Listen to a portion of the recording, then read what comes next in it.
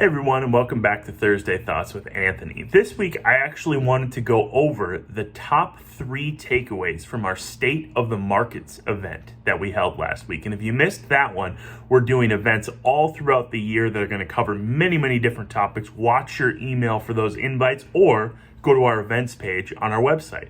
But the State of the Market, sort of like the State of the Union, was meant to be kind of a coverage of where we were last year, which ended up pretty nicely, at least in terms of the stock market, and where we think we might be going. And no crystal ball, but here were some of the takeaways, in fact, the top 3. Number 1, we do anticipate volatility this year. In fact, to get more specific, usually going into an election year, we see a little bit of volatility prior to the election and then potentially a rebound from it. Both 2016 and 2020 followed that pattern. That's what we're looking for, at least at this stage.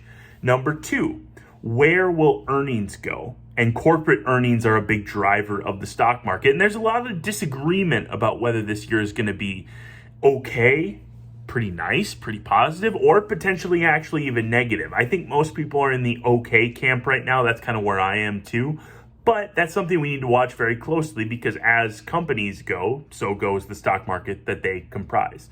And lastly, and this is kind of the underreported piece of information that I really kind of talked about in more detail during the presentation, which is taxes.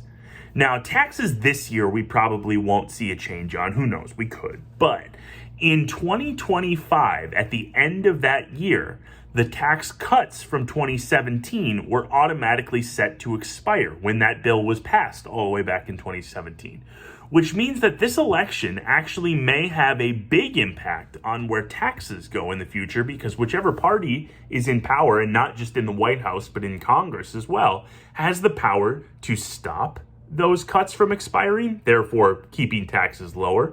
They have the power to extend the cuts and even cut deeper, so make them even a tax break from where we are right now. They have the power to let them expire, which is a tax increase, or let them expire and increase taxes on top of that.